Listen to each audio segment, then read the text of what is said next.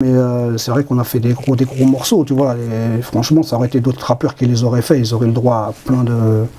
Je pense qu'ils auraient le droit à plein de rédactionnels et tout ça, que moi, par exemple, j'ai pas eu. Il y a certains sites qui sont spécialisés, soi-disant rap, qui sont jamais venus me voir.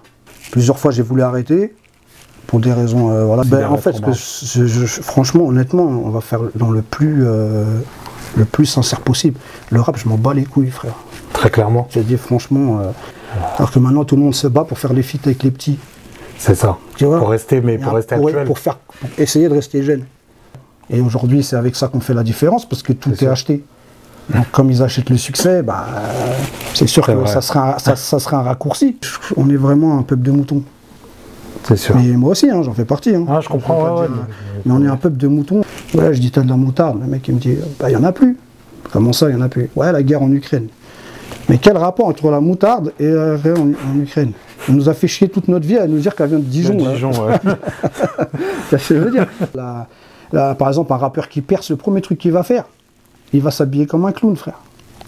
C'est vrai, c'est vrai. Il va aller chez les grosses marques, il va tout dépenser, et puis, mais t'es pas beau, frère, t'es pas beau.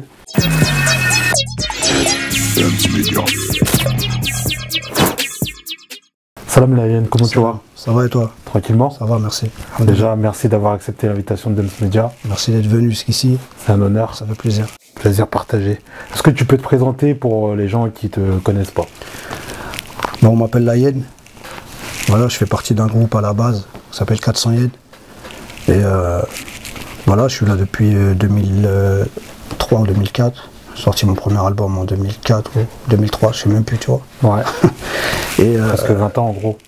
Ouais, voilà. Et voilà, tout simplement, quoi. Je viens de Champigny-sur-Marne, en 94, la cité du Bois-l'Abbé. Voilà. Très bien, très bien. Est-ce que tu peux nous faire... tu as sorti un projet l'année dernière, un mixtape classique. Ouais, ouais. Est-ce que tu peux nous faire part des retours que tu as eu, tout ça? Super, super. Ça s'est bien passé. En fait, tout le concept, c'était de reprendre des classiques du rap français Quinry, les refaire à ma sauce, tu vois. Donc, je me suis aventuré dans plein de morceaux de différents types. Ouais. Et super, les gens ont kiffé, super retour. J'ai fait pas mal de médias aussi grâce à ça, quelques clips. Et ça s'est très bien passé. Ouais, l'exercice a fonctionné alors. Ouais, bien accueilli. Franchement, bien accueilli. Vraiment. Bien sûr, bien sûr. Et là, du coup, on va passer à ton actualité. Une nouvelle mixtape encore. Ouais, t'as dit au moins de 16 ans, c'est ça? Déconseillé au moins de 16. Ouais. Déconseillé au moins de 16. À la base, c'était 18. Non, c'est-à-dire qu'en fait, je prépare l'album interdit au moins de 18. Et je me suis dit, je vais sortir une mixtape avant, déconseillé au moins de 16. D'accord. Histoire de mettre... d'annoncer un peu la suite. D'accord, ok. Ouais, c'est quand même costaud pour une mixtape. Bah ouais, on essaie de faire les choses bien en fait. J'ai toujours procédé plus ou moins comme ça. J'avais sorti un album qui s'appelle Thugs of Anarchy, qui a très bien marché, qui a été vraiment très bien accueilli. Et avant ça, j'avais sorti une mixtape qui s'appelait Thugs Mixtape, où justement j'annonçais un gros album derrière. Et là, j'essaie de faire pareil, c'est-à-dire qu'une mixtape déconseillée au moins de 16, en prémisse de l'album interdit au moins de 18, qui, espérons-le, va être encore plus fort au niveau lyrique et contenu, quoi. Ouais, parce que là, c'est déjà fort de ce qu'on a écouté là juste avant l'interview, tout ça. Donc, c'est lourd. C'est vrai que c'était sorti en 2019, je crois, Thugs of Anarchy. Ouais, Thugs of Anarchy 2019. Ouais, 2019, ok. Ok. Et t'as des attentes particulières là par rapport à ce nouveau projet là? Non, pas spécialement. Je fais mon petit bonhomme de chemin. Je me suis constitué un public fidèle qui est toujours là au rendez-vous. J'espère qu'il sera là encore là. Ouais. Et ça se passe plutôt très bien. Et voilà quoi, donc on essaie de satisfaire déjà les nôtres. Et après on invite tous les autres à venir se greffer avec plaisir, à être curieux, tendre l'oreille. D'accord. Et voilà quoi, écouter du bon rap selon moi quoi. Ouais, bien sûr. Selon ma définition. Bien sûr, est-ce que tu te considères toujours dans le top 3 des rappeurs les plus sous-cotés, les plus forts, les plus sous-cotés? Non, c'est pas les plus forts, c'est les sous-cotés, c'est pas pareil. Écoute, je suis dans le top 3 des rappeurs les plus sous-cotés. Y'a des rostas qui m'écoutent, mais comme Ben Arfa, je suis boycotté. Ouais, non, après c'était un petit peu un jeu de dire ça, tu vois. C'était une punchline dans le morceau. Je sais pas si je suis sous-coté ou... En fait, ça dépend qui te juge, en fait. Parce qu'être sous-coté par des trucs que moi je trouve nuls, c'est plutôt ça me fait plaisir carrément, tu vois. Ouais, c'est ça. Donc, non, je me considère comme un rappeur un peu à part, un peu en marge musicalement de ce qui se fait aujourd'hui. J'essaie de continuer ce que j'ai commencé depuis longtemps avec mon groupe, à savoir un rap qui est revendicatif quand même, avec du contenu et voilà quoi, de partager avec le public mon vécu ou le vécu des gens qui sont autour de moi. Bien sûr, on sait que toi tu as quand même une fanbase plutôt assez solide. Est-ce que tu penses que c'est parce que tu as toujours eu la même ligne de conduite depuis le début de ta carrière? Ouais, certainement, ça a joué. Ouais. De toute façon, c'est ce qu'on me dit souvent, c'est que t'as jamais changé, toujours resté le même et tout. Donc ouais, je pense que ça a constitué ce public-là qui, comme je te dis, il est toujours présent. Et franchement, ça fait plaisir. Et puis en plus, il grandit de plus en plus. Parce que les gens, ils sont à la recherche d'un rap, on va dire, authentique. Aujourd'hui, c'est compliqué à trouver. Enfin, sur les gros médias, en tout cas. Ça existe toujours, tu vois, mais sur les gros médias, c'est pas ce qui est mis en avant. Donc forcément... Voilà, mais ouais, mon public, je pense qu'il me suit aussi pour ça. Ouais. Et la moyenne d'âge de ton public aujourd'hui? Franchement, j'étais étonné parce que, tu sais, moi, quand je sors mes albums, en général, ça m'arrive des fois de les vendre de main à la main. Ouais. Donc ça fait que le public se présente à moi directement. D'accord. Il y a de tout, quoi. Il y a de tout, donc la moyenne d'âge, ça va de 15 piges, donc là ils seront interdits d'écouter celui-là, parce que c'est 16 ans. Ouais, forcément. Mais non, ça va de 15 piges jusqu'à la cinquantaine, hein, même, voire plus, je sais pas, après je demande pas l'âge aux gens, tu vois. Bien sûr. Mais ouais, c'est un public très large, très cosmopolite, socialement aussi très différent, parce qu'il y a même des gens qui travaillent, par exemple, des juges, des avocats, qui peuvent écouter ma musique, et des mecs de cité, enfin ça va... J'arrive à toucher un grand panel de la société, quoi, différent, et c'est cool, ça fait plaisir. Le fait de vendre des CD main à main, ça t'a aussi permis de voir à peu près, d'avoir une vision plus... Ouais, parce qu'au départ, tu vois, quand j'ai fait ça, je te promets que, tu sais, j'avais un doute, quoi. Je me disais, est-ce que je le fais, est-ce que je le fais pas? Parce que d'habitude, on me mettait en magasin et tout, tu vois. Ouais. Et là, franchement, quand je l'ai fait, j'étais étonné du retour. J'étais étonné, il y a des gens qui se déplacent de province. Ouais. Ils font des 4-5 heures de route juste pour acheter le CD et repartir. Me serrer la main et repartir. Donc là, c'est là que je me suis dit, ah ouais, quand même, les gens ils sont motivés et tout, et ça fait plaisir, tu vois. Ouais, t'as pas l'impression de faire ça pour rien. C'est clair. C'est cool, tu vois. Ouais, c'est une bonne reconnaissance. Est-ce que tu penses justement que ton public, vu que tu as un rap fort qui est quand même précis, en termes de valeurs et de principes, est-ce que tu penses que c'est des gens qui te ressemblent par rapport à ça? Je suis pas sûr. Ouais. Je suis même pas sûr, parce qu'aujourd'hui, la musique, elle se consomme comme le cinéma. Ouais. C'est-à-dire que tu peux très bien avoir envie de regarder un film gore, un film d'horreur, et puis après regarder un film marrant, tu vois. Donc je pense qu'il y a des gens aussi très éclectiques qui écoutent de tout, tu vois. Et donc voilà, ouais, je pense pas que... Pour revenir à ta question, je pense pas que je me rappelle même plus de la question. Mais bon, de toute façon, tu as à peu près répondu là, au début de ta réponse. Et à un moment donné aussi, tu disais que tu étais boycotté. Est-ce que tu considères aujourd'hui que tu l'as encore? Écoute, je suis dans le top 3 des rappeurs les plus sous-cotés. Il y a des rostas qui m'écoutent, mais comme Ben Arfa, je suis boycotté. Ouais, disons que boycotter, c'est un mot un peu fort. Et puis, comme je t'ai dit, c'est un peu le jeu aussi de le dire. Parce que c'est vrai qu'on a sorti quand même des sacrés projets. Ouais.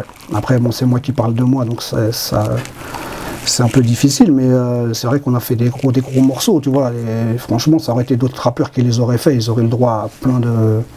Je pense qu'ils auraient le droit à plein de rédactionnels et tout ça, que moi, par exemple, j'ai pas eu. Il y a certains sites qui sont spécialisés, soi-disant rap, qui sont jamais venus me voir, tu vois.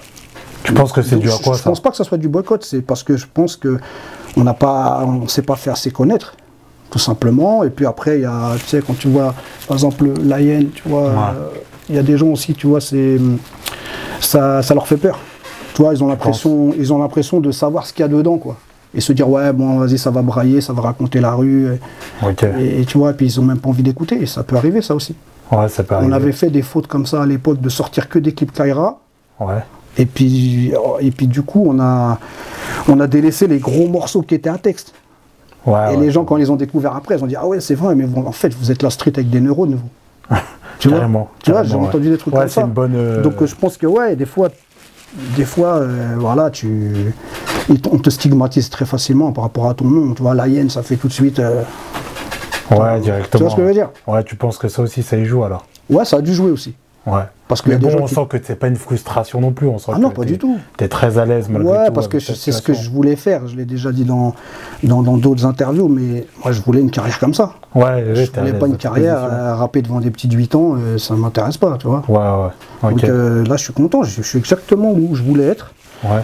Et ça se passe très bien. Et puis, je remercie tout ce public qui me soutient, quoi. Ça fait plaisir. Donc là, on est quand même sur une vingtaine d'années de carrière. Quelle place aujourd'hui à le rap dans ta vie? Parce qu'à un moment donné, là, dans le dernier projet, tu parles que tu es esclave de tes passions.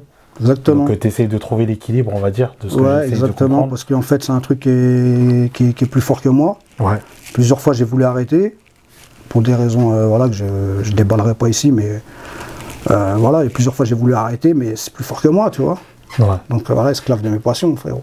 Ouais, la passion, elle prend souvent le dessus, c'est ça? Ouais, bah, dans beaucoup de situations, c'est comme ça pour les gens, tu vois. Ouais. Moi, c'est la musique, c'est le rap.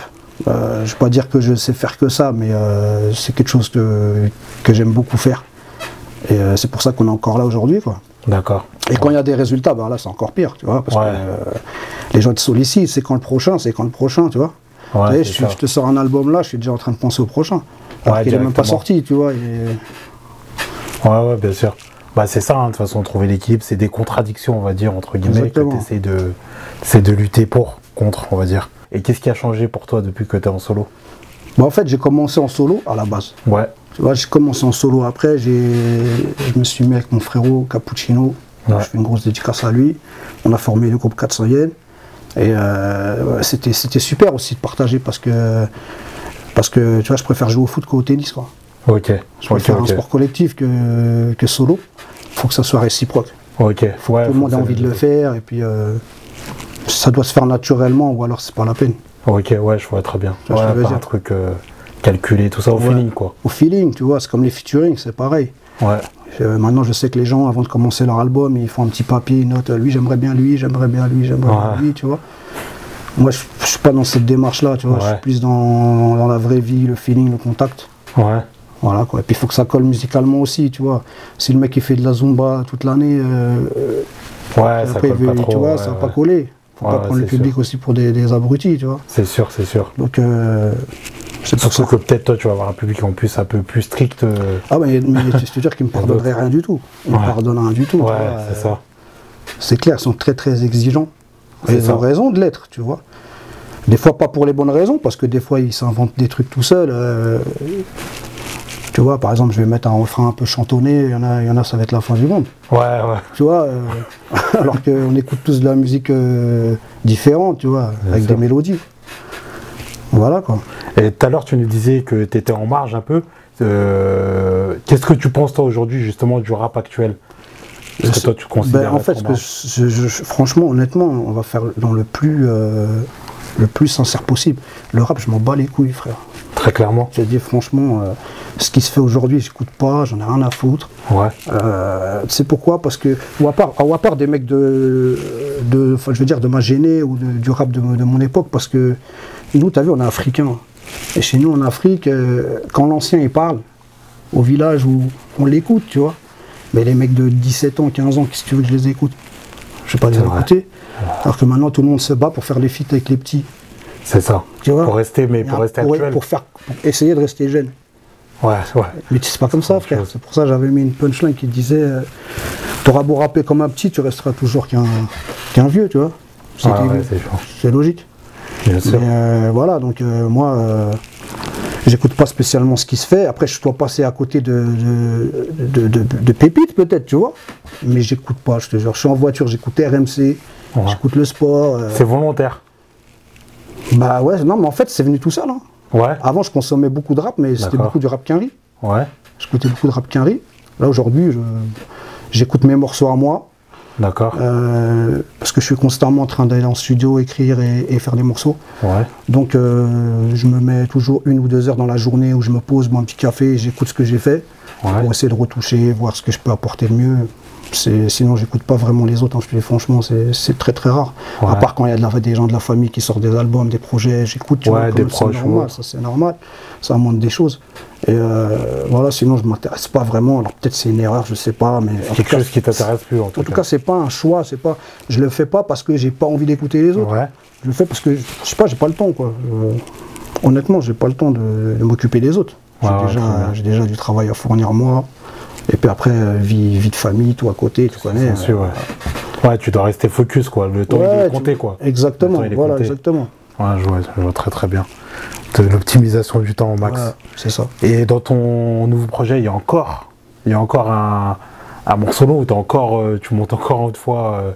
On n'est plus à 9 minutes 40, là on passe à 11 minutes et des poussières. Ouais, c'est 11:43. Est-ce que tu peux nous parler de ce morceau justement? Ouais, ce morceau en fait. C'est ta spécialité un peu les longs formats. Ouais, je l'ai toujours fait depuis le début. Ouais. J'ai toujours eu des morceaux long format. Et puis là, j'avais fait un morceau qui s'appelait 9:40, qui durait 9 minutes 40. Et les gens ils demandaient encore. Donc après j'ai fait 9:45. Après j'ai fait 20:19, un morceau qui dure 20 minutes 19, tu vois. Et là, il me fallait un morceau comme ça dans l'album. J'ai fait 11:43. Pourquoi 11:43? Parce que c'est le nom d'une arme. Mais je l'ai travaillé différemment. C'est-à-dire que j'ai essayé d'apprendre, j'ai essayé d'expliquer tout ce que j'ai appris dans la vie. D'accord. Le savoir est une arme. Tu vois, j'ai fait un parallèle entre cette idée-là. Le savoir est une arme, le savoir est un 11:43. Voilà, tu vois le délire. Et donc, c'est un gros morceau, long format. Mais c'est tout le temps de pousser l'écriture au maximum que moi je puisse faire en tout cas, tu vois. Bien sûr. Et aussi on va parler, pour rester dans l'actualité, on a vu que tu participais à la compile Val de Rap, qui sort incessamment sous peu. Est-ce que tu peux nous parler de comment s'est passé justement ta participation à cette compile? Ça s'est passé comment? C'est Siko MC, Six, enfin Big Up, qui m'a contacté. Il m'a dit voilà, je suis chargé de m'occuper de faire les morceaux, de récolter ces morceaux-là. C'est impossible que tu sois pas dedans, le 9-4, tu dois être dedans, tout ça. Et avec plaisir, j'ai participé. Je fais un morceau qui s'appelle Rafale de Punchline. D'ailleurs, c'est un morceau qui se retrouve aussi sur ce projet-là.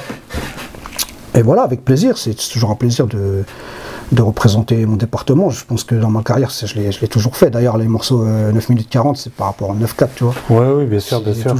J'ai toujours eu cet amour-là de mon département. Là, c'était l'occasion de le faire et puis c'est super. Et qu'est-ce que tu penses de l'initiative de cette... C'est bien, c'est super. C'est super, même si, en vérité, pour te dire, c'est que des numéros. C'est sûr, c'est sûr. Faut pas non plus tomber dans le truc, chacun son département, nous on est meilleurs que les autres, nous ceci, nous cela, on est tous pareils, frère, t'as vu, on a tous les mêmes problématiques dans la vie, dans la société, qu'on soit dans le nord, dans le sud de la France. Donc ouais, faut faire attention aussi avec ces trucs-là, tu vois. Ouais, faut faire attention. C'est bien de le dire. Après, au niveau challenge, c'était bien de montrer ce qui se passe dans le 9-4 au niveau du rap aujourd'hui, parce qu'on avait un peu disparu de la circulation. Et là, il y a des gros artistes. J'ai pas écouté les morceaux des autres. D'accord. Mais je sais que déjà mon morceau, c'est un gros morceau, quoi.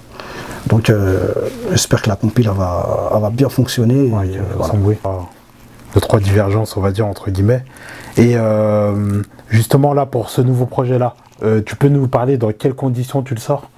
C'est-à-dire en indé. Ouais. En indé, toujours indé. Indé total. Si tu veux. Tu t'autoproduis toujours? Ouais, je fais tout. Je fais tout. Pourquoi? Parce que, comme tu dis, tu vois, il y a quasiment 20 ans de carrière. Ouais. Donc, si tu veux, on a appris beaucoup de choses. Okay. On a passé beaucoup de temps. Donc le monde de la distribution, on le connaît. Le monde de la production, on le connaît. On connaît tout ça. Et aujourd'hui, le meilleur, pour moi, pour un artiste indé, qui a un public solide, le meilleur schéma, c'était celui-là. Très clairement, tu vois, je suis d'accord. Et là, on a poussé le marketing jusqu'à sortir ce projet-là dans les pochettes de jeux PlayStation, tu vois. Lourd, c'est lourd, lourd. Tu vois, on est parti on s'est un petit peu rentré dans un délire marketing. Ouais. Mais ouais, c'est le meilleur schéma pour un indé, tu vois. Parce que sortir en magasin, c'est bien. Mais si tu donnes un pourcentage, à quelqu'un qui fait rien pour toi, à un moment, t'es bête, tu vois. Ouais, c'est clair. Là, aujourd'hui, on a des réseaux, les gens qui veulent ton CD te contactent. Ouais, c'est vrai. Tu vois. Donc voilà, pour toi, c'est le meilleur. C'est le meilleur. Le meilleur schéma, surtout par rapport à ta carrière, le rap que tu fais, l'expérience que tu as. Ouais, franchement, c'est le meilleur. Et tu as des propositions encore aujourd'hui ou pas? De maison de disques et tout ça? Ouais, ou autre, ou de coproduction ou autre. Ouais, on m'a proposé, bien sûr. Ouais, bien sûr. Ça continue toujours? Ouais, on propose tout le temps, mais après, moi... c'est quoi tes réponses? Comment tu réponds? En fait, si tu veux, le problème de... Moi, j'ai appris à tout gérer. D'accord.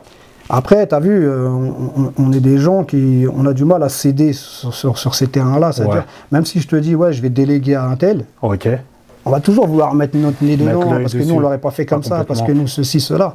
Et les maisons de disques, par exemple, ils ont des méthodes de travail qui ne fonctionnent pas avec des indés comme ça. D'accord, ok. Tu vois? Ok. Ils ne connaissent pas, en vrai. Ouais, ils savent pas. Que les mecs qui sont en maison de disques, c'est des gens qui sont parachutés, ils connaissent rien. Déjà, ils connaissent rien au rap. Ils écoutent même pas de rap déjà. Ouais. En vérité. Hein. Donc ils vont pas savoir comment bien travailler ton projet. Voilà. Comme toi, tu vas le travailler. Exactement, tu vois. Donc toi, tu estimes qu'ils ont rien de plus à t'apporter? Bah, ils ont la puissance financière. Ouais. Et aujourd'hui, c'est avec ça qu'on fait la différence, parce que tout est acheté. Donc comme ils achètent le succès, bah, c'est sûr que ça sera un raccourci. Mais après, comme je te disais tout à l'heure, moi ce que j'ai appris, c'est que quand un artiste, par exemple, il sort un album, il vend beaucoup de disques en maison de disques, mais combien il touche sur le disque? Ouais, le pourcentage, il est très faible. À un moment, il faut se poser ces questions-là, tu vois. Est-ce que c'est pas plus rentable de faire comme moi je fais? Ouais, ton modèle économique. Dans le modèle économique. Il est plus intéressant. Et c'est pour ça, mais c'est un modèle américain, en fait, si tu veux. Les Quinry, ils n'ont jamais attendu personne au départ. Ouais, ils ont toujours fait leur mixtape, leur truc, bam bam, ils vendaient, et voilà, tu vois. Et ils sont devenus puissants comme ça. Et j'encourage vraiment les petits à raisonner comme ça. Arrêtez de vous faire douiller. Vous allez dans les maisons 10, c'est vrai qu'on va vous voir partout. On va vous voir à la télé, on va vous voir chez Hanouna, on va vous voir dans des showcases, on va vous voir comment ça s'appelle, dans les chichas. C'est vrai, c'est vrai. Mais derrière, est-ce que vous ne faites pas voler quelque chose? Ouais, c'est sûr. Tu vois? Mais peut-être ils l'ont voulu, donc c'est pas un vue du vol. Parce qu'ils sont dans la facilité, mais en vérité, ils le veulent, mais ils vont se réveiller plus tard. Ouais, c'est sûr. C'est quand ils vont dire, ouais, j'ai touché 10 centimes sur un CD alors que j'aurais pu toucher 10 euros. Ouais. Ben, ça, c'est pas le même système. Mais là, justement, on parlait de modèle économique, tout le monde n'a pas ton expérience ou autre pour savoir comment gérer. On sait très bien que la production, c'est pour quand ça tu t'autoproduis, les modèles économiques, il faut savoir gérer. Exactement. Il faut réinjecter, ça met du temps un petit peu à les retombées, elles peuvent mettre. Voilà, mais c'est vrai que c'est pour ça que, en préambule, je te disais que. Il faut avoir de l'argent aussi. C'est pour ça que c'est pas tout de le dire dans les musiques, je bicrave, mais si t'as pas l'argent réel pour dire. Parce qu'aujourd'hui, le rap, il est très capitaliste. Tout à fait. Au final, ils ont même pas l'argent pour pouvoir s'autoproduire. Bah ouais, c'est clair. Tu vois. C'est pour ça que je te disais, dans un système qui me correspond à moi et à des mecs comme moi. C'est-à-dire, je sais pas, moi je pense à des gros rappeurs, s'ils sortaient dans mon système économique, mais putain, ils seraient blindés. Ouais, mais ils restent tombés, parce qu'ils n'ont pas besoin d'eux, en fait, ils sont déjà connus. C'est sûr. Si t'es déjà connu, ils vont faire quoi pour toi? En vérité, tu vois? Et est-ce que c'est pas plus pour l'image, le côté... c'est le raccourci, c'est-à-dire, et puis c'est parce que c'est ce qu'on appelle le rap game. Ouais. T'as envie d'être dans le jeu, qu'on te voit, qu'on te compare avec des gens, qu'on compare tes streams, qu'on compare tout ça. T'as envie de jouer à ça, cette compétition, mais en vérité, elle est faussée, cette compétition. Ouais, c'est vrai. Et maintenant, tout le monde le sait. Avant, c'était un tabou, mais maintenant, tout le monde le sait. Ouais, les gens qui s'y connaissent un minimum. Mais même les autres, ils vont te le dire comme ça dans une discussion. Ouais, on achète les vues, tu vois. Ça, ils y croient pas vraiment, mais le discours sort. Parce que ça y est, tout le monde le sait. Quand tu dis ils achètent un succès, qu'est-ce que t'entends par là? Qu'est-ce que j'entends? C'est très simple. C'est-à-dire que... Après, tu as vu, je veux pas cramer tous les systèmes, parce qu'il y a des systèmes qui ont rendu des gens, qu'ils ont fait sortir de leur galère. Et tant mieux pour eux. Tu vois, s'ils sont sortis de leurs conditions sociales de pauvres et sont devenus riches, tant mieux pour eux, tu vois. Ouais. Donc moi, je suis pas là pour cracher là-dessus. Mais quand je te dis acheter le succès, c'est-à-dire que si tu achètes tes vues, tu achètes tes streams, tu achètes tout en fait, tes followers, tu achètes tout. Derrière, tu vas récupérer très vite l'argent, parce que tu vas être booké partout, dans toutes les chichas de France par exemple, et à chaque fois tu vas réclamer un billet. Donc l'argent que tu as investi, il va vite revenir. Ouais. Tu comprends? Ah ouais, c'est sûr, c'est sûr. Et aujourd'hui, c'est ces boucles-là il n'y a que ces boucles-là qui fonctionnent, que ces méthodes-là. Tu vois? Ouais, et toi, tu es plus dans l'authenticité, tu préfères... Franchement, j'aurais le pognon parce que c'est vraiment beaucoup d'argent. Ouais. Je l'aurais fait. C'est pour ça que je triche pas. Aujourd'hui, c'est plus une stratégie marketing qu'autre chose au final. Bah oui, il faut faire les comptes. Il faut faire les comptes, tu vois. Ouais. Non, c'est sûr, c'est sûr. Je confirme. Et en plus, ton rap, il est très, on va dire, sociétal, on va dire, il est assez marginal. Et qu'est-ce que tu penses aujourd'hui du climat qui est assez spécial, qui a qu'il y a aujourd'hui en France, de manière générale? Où les gens, ils n'arrivent plus à s'en sortir de moins en moins socialement, qu'il y a de moins en moins d'argent, qu'il y a eu des élections qui ont fait beaucoup de bruit, enfin tout ça. Qu'est-ce que tu en penses, toi, de tout ça? Bah, je pense que ça va pas s'arranger déjà. Ouais. Je pense que tout ça c'est voulu. Ok. Tu vois? Ok. Je pense que c'est voulu. Et je pense aussi qu'à un moment, les gens, ils ont ce qu'ils méritent. Ouais. Parce qu'on est vraiment un peuple de moutons. C'est sûr. Et moi aussi, hein, j'en fais partie. Hein. Ah, je comprends. Mais on est un peuple de moutons et on se réveille qu'un petit peu une fois dans la journée. Et puis après, on repart dans le système qu'on nous a mis, tu vois. Et donc aujourd'hui, regarde, comme là, par exemple, on va te dire, ouais, l'autre fois, je vais acheter de la moutarde pour faire un barbecue. Tu vois. Donc je vais dans un magasin, un hanout de ma cité. Ouais, je dis, t'as de la moutarde. Le mec, il me dit, bah, il n'y en a plus. Comment ça, il n'y en a plus? Ouais, la guerre en Ukraine. Mais quel rapport entre la moutarde et la guerre en Ukraine? On nous a fait chier toute notre vie à nous dire qu'elle vient de Dijon. Dijon, ouais. C'est ce que je veux dire. Donc après, tu vois, il y a des trucs, je sais pas. Et c'est compliqué de savoir qu'est-ce qui se passe réellement, tu vois. Ouais, ouais. La vérité, c'est que les gens, ils ont plus de sous. Ça, c'est vrai, par contre. Qu'est-ce que tu penses, toi, de ça, justement, que les gens, ils ont de plus en plus de mal à finir leur fin de mois? Est-ce qu'on n'est pas aussi tous victimes de cette société parce qu'on est peut-être des fois aussi dans la surconsommation pour pouvoir rester encore une fois un peu comme dans la musique actuelle, dans le game, mais le game de la vraie vie. De la vraie vie. Tu vois ce que je veux dire? Ça, tout à fait. Ce qu'on appelle la consommation. Ouais. Tu vois? Mais pourquoi? Regarde, je te donne un exemple, l'essence par exemple. C'est un sujet qui a soi-disant révolté tout le monde. Oui. Mais aujourd'hui, ils ont baissé de combien? Et les gens, ils ont accepté le prix. C'est vrai. Tu vois? Non, c'est sûr. Parce que, à la fin, je te dis, à la fin, on accepte. On accepte. Au final. Et au final, ils gagnent, tu vois. Et donc, c'est pour ça, tu penses que le fait qu'ils nous ont rendu, qu'on est dans un délire de surconsommation, ça aussi, pour toi, c'est voulu, ça? Bah ouais, parce que ça s'appelle le capitalisme, en fait. Ouais. Tu vois? Simplement. Alors, ce qui est bien avec le capitalisme, c'est que tu peux devenir riche aussi. Si tu procèdes comme il faut faire, tu vas devenir riche. Tu vois? Donc c'est donné à tout le monde. D'accord. Mais en vérité, il y a une contrepartie, c'est qu'il y a beaucoup de gens qui deviennent pauvres. Ouais, c'est sûr. Et de plus en plus, et les gens se révoltent pas. Les gens se révoltent pas, et c'est ça qui est fou. C'est ça qui... C'est pour ça, tu vois, c'est des sujets compliqués parce que vraiment les gens se révoltent pas, tu vois. C'est comme le permis à points, ils mettent des permis à points, tu vois. Des trucs comme ça, c'est-à-dire du jour au lendemain, t'enlèves ton permis. Avant, ça n'existait pas ça. T'avais le permis tout le temps. Ouais, c'est ça. Mais comme personne, comme tout le monde dit rien. Dites rien, les gars, continuez à rien dire. En fait, on laisse le peuple, alors c'est nous, la vraie puissance, c'est nous. C'est nous. On laisse T'as compris. On va dire, quelques membres soi-disant puissants nous diriger. Ouais, des puissants, je sais pas qui. Alors que les vrais, ceux qui peuvent vraiment décider, c'est le peuple, en fait. Bah, tout à fait. Et le peu de fois où on s'est vraiment révolté, au final, ça a toujours fait bouger les choses. Exactement. Et c'est là-dedans, je te dis, on est dans une société comme ça, et ça va pas s'arranger, parce que chacun pense à son portefeuille à lui, et pas au voisin. C'est ça le capitalisme, tu vois. Ouais, si je peux m'enrichir en t'écrasant toi... Ouais, ça rend les gens mercenaires. Ouais, tu comprends. Donc après, c'est comme ça. Et dans la musique, c'est pareil, parce que je vais t'expliquer un truc, pour faire un petit peu en parallèle avec la musique, parce que moi je me rappelle, avant les anciens, ils nous disaient, attention, le rap, ils vont le prendre, ils vont le dénaturer, ils vont prendre ce qu'ils veulent du rap. Et c'est quoi qu'ils veulent du rap? C'est l'argent qu'ils peuvent gagner avec. Parce qu'au départ, le rap, ils disaient, c'est une mode, ça va passer. C'est ça. Et aujourd'hui, ils se sont dit, merde, le truc est dur, il y a des messages qui passent, on va mettre de l'eau dans...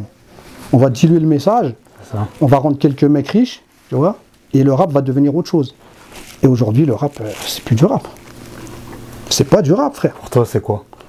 Bah, on s'amuse tous à dire Zumba, à dire toutes ces conneries-là, tu vois. En fait, c'est de la pop urbaine, je l'ai déjà dit, si tu veux, ils sont dans le délire de pop urbaine. Tout le monde accepte de dire, moi, je fais de la pop urbaine, ils sont contents. Ouais. Mais ça change les mœurs quelque part, frère. Ça change les mœurs. Ouais. Parce que quand je parle avec des plus jeunes, je te jure, frérot, j'aime beaucoup les petits frères, les petites sœurs. Ouais. Tu vois? Et je vois des fois, ils ont des raisonnements, ils sont guidés par des rappeurs, frère. Ouais, très clairement, c'est vraiment je te dis ça, pas tout le monde, heureusement, tu vois, mais il y en a beaucoup qui sont influencés dans les conneries, c'est-à-dire ils tapent des ballons, ils vont prendre de la coke, c'est rien, c'est cool, c'est fun, tu vois. Des trucs qu'avant le rap combattait tout ça. C'est ça. Et aujourd'hui, bah, dans le rap, ça revendique même Ça revendique ces trucs-là. Et c'est là où je te dis que le boulot qui a été fait, je ne sais pas par qui, par quoi, ça rentrait dans des airs de complot, tout ça, on s'en fout. Mais on constate aujourd'hui que les petits frères et tout, quand moi je leur propose par exemple un morceau, ils ne peuvent pas comprendre. C'est pour ça que déconseille au moins de 16. Ouais, parce que de toute façon, tu vas pas capter, frère. Ouais, tu vas pas capter, ouais, c'est vrai. Tu comprends? Bah justement, là, avant, le rap, sans vouloir faire les gens nostalgiques, le rap c'était mieux avant, tout ça, on disait souvent c'était un petit peu la musique du pauvre, entre guillemets, des gens de la France d'en bas. Et aujourd'hui, dans le rap, de manière générale, on revendique plus, encore une fois, c'est capitalisme, on revendique plus, bah, j'ai de l'argent, faut de l'argent, bah ouais. J'ai de l'argent, en fait, en gros, c'est devenu limite un tabou d'être pauvre, c'est une honte, en fait. C'est devenu une honte d'être pauvre. Ouais. Ça, alors que nos frères ou nos parents, tout ça, bah, ils sont pas issus de ces milieux riches. Bah, la preuve, tu vois, la majorité. Mais comment on en est venu là, pour toi? Ben parce que c'est une manière de. En fait, c'est très compliqué ces sujets-là. Ouais. Je pense que ça fait plaisir d'en parler, mais c'est très compliqué parce que, en fait, quand tu regardes, par exemple, un rappeur qui perce, le premier truc qu'il va faire, il va s'habiller comme un clown, frère. C'est vrai, c'est vrai. Il va aller chez les grosses marques, il va tout dépenser, et puis, mais t'es pas beau, frère, t'es pas beau. Ouais, ça te va pas. En plus, c'est des marques de racistes à la base, tu vois, je te jure, frère. C'est la vérité, ce que je te dis. Et eux, ils vont claquer tout leur argent là-bas parce qu'il faut paraître riche. Voilà, c'est ce qu'on appelle les signes extérieurs de richesse. Et c'est pas le complexe du pauvre, c'est un peu justement... Bien sûr. Ouais. Bien sûr. Moi, je vais me venger, j'ai été pauvre avant, je vais me venger. Mais en fait, c'est pas le bon chemin, frère. Ouais. Parce que les petits frères, ils regardent. C'est ça, c'est ça. C'est ça le problème. Et je vais vous le montrer et ils vont vouloir faire pareil. Voilà, alors au début, ils vont le faire en falche, avec du falche, ouais. Tu vois. Et puis après, ils vont commencer à faire des conneries pour avoir acheté le vrai. Ouais. Tu vois. Et les gens qui les écoutent, qui les suivent, ils sont obligés de faire des choses, prendre des risques et tout ça, pour pouvoir le faire. Ouais, parce que tu n'existes pas. Je te jure que dans cette société, tu n'existes pas. Ça prouve bien qu'on est tous attirés. Et je me mets dedans. Ouais. Je me mets dedans, attention. Mais parce que voilà, c'est la société qui a changé, qui est comme ça. Mais on ne va pas vers le bon chemin. Tu vois, pour moi, on ne va pas vers le bon chemin. Et aujourd'hui, si on doit parler un petit peu aussi, entre guillemets, pour finir avec le truc sociétal, si on doit parler un petit peu de nos sœurs, est-ce qu'elles aussi, elles ne sont pas tombées aussi dans la facilité en voyant qu'il y en a, elles ont vu peut-être leurs grandes sœurs faire de longues études et peut-être pas forcément trouver du travail, parce que soit elles n'étaient pas dans une bonne branche, soit parce qu'elles n'avaient pas la couleur ou l'origine qu'il fallait ou autre. Et aujourd'hui, on est dans la facilité avec les réseaux. Elles voient que certaines femmes, des influenceuses ou autres, ou même des femmes qui vendent des photos de charme ou autres, qui gagnent plus d'argent qu'elles qui se décrassent tous les mois ou à faire des études, qui galèrent. Ouais, alors les influenceuses, tout ça, tu sais combien elles gagnent, frère? Donc quand tu vois ça, à la fin, c'est normal qu'elles tombent dans le piège. Pour toi, c'est logique, tu vois? Qu'elles veulent cette facilité, qu'elles veulent plus travailler. Ouais, c'est logique, parce qu'on est dans une société où on ne récompense pas le travail. On récompense le plus malin, quelque part. Tu vois, mais là, tu vois des sœurs, elles font des trucs de ouf, tu vois, c'est compliqué. Hein. Et comment tu vois l'avenir alors, toi, franchement? Même si tu es pessimiste, tu es assez pessimiste sur ça? Non, je suis pas pessimiste parce que l'avenir, c'est. Quand tu dis pessimiste, c'est cause. Parce que tout à l'heure, tu m'as dit que ça va s'empirer en fait. Ouais, dans le sens, mais ça va s'empirer, je pense, pour tout le monde, à mon avis, tu vois. Après, ce que je dis, c'est banal, hein, tout le monde le sent, tu vois. Après, moi, en termes personnels, c'est-à-dire que je sais que je vais mourir comme tout le monde. Ouais. Tu vois, ça sera ça ma fin. Et quand comme tu dis, ça, tu es conscient de ça. Même toi qui revendique beaucoup de principes, de valeurs, au final, en vivant, entre guillemets, dans ce système-là, tu en es aussi une victime, en fait. Tout à fait. On en est même carrément, on est des victimes, finalement, de ce système-là, malgré qu'on revendique... Ouais. Mais tout à fait, et je suis content que tu me dises ça, parce que j'ai toujours peur, quand je m'exprime, de faire que les gens comprennent que j'essayais de dire que je suis l'exception. Je ne suis pas l'exception, je suis avec vous dans le truc. Ouais. Je suis comme eux, moi aussi, j'aimerais avoir des sous, des Porsche, tout ça, tu vois. Je suis aussi attiré par ces choses-là, mais parce que c'est normal, frère. Ouais. Parce que tu n'existes qu'à cause de ça. Ouais, bien sûr, tu es un être imparfait, tu es un enfant du peuple. Voilà, tu vois. Et nous, en plus, on vient des quartiers, donc tu as vu, quand quelqu'un réussit, on le voit que par ça. Ouais. On va pas dire, lui, il a écrit un livre, lui, il est devenu prof. On dit plus ça, c'est les darons qui disaient ça. T'as vu, lui, c'est un médecin, lui, c'est un prof. Et on dit, lui, t'as vu combien il a fait? T'as vu la voiture qu'il a? Il a acheté une paire de trucs, tu vois. Justement, en parlant de ça, toi, qu'est-ce que tu penses de ce qu'on appelle les gens qui ont un cœur noir? ou même la jalousie, qui pour moi j'estime que c'est une maladie en fait. Ah, c'est vraiment une vraie maladie. Et il y en a qui ont vraiment le cœur noir. Ouais. Qu'est-ce que t'en penses toi de... Franchement, c'est regrettable, frère. Après, je sais, comme tu dis, c'est une maladie. Ouais. Et moi, je sais pas, j'ai jamais eu ce sentiment-là. Ok. J'ai jamais eu ce sentiment-là. Parce que je suis croyant, donc je sais que chacun il a son destin, chacun il a sa subsistance, chacun a sa subsistance, frère, tu vois. Ouais. Donc j'ai rien à envier de l'autre.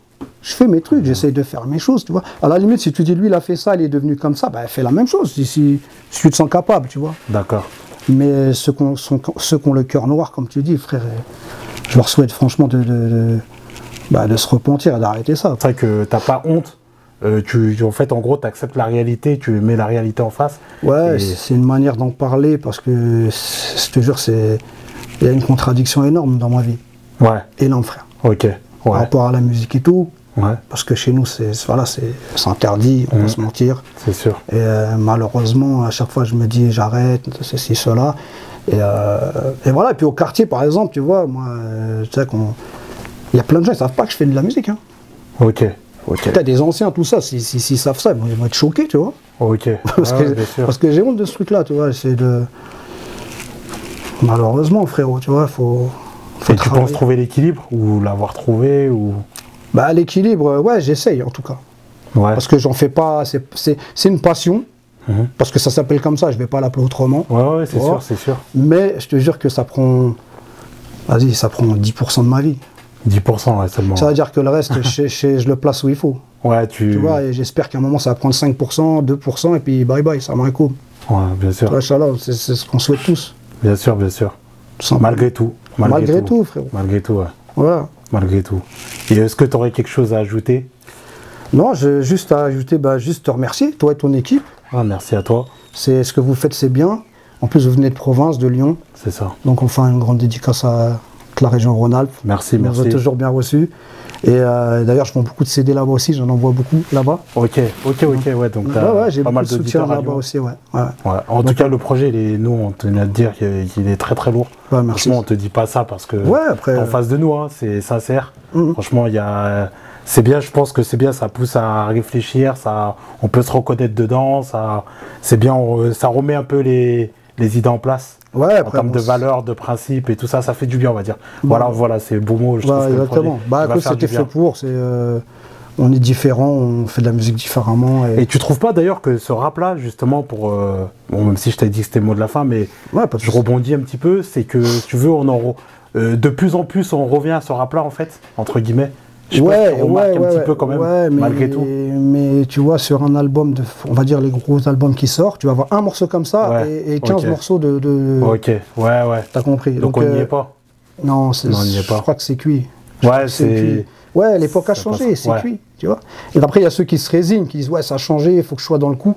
Chacun, il voit le truc comme il peut, tu vois.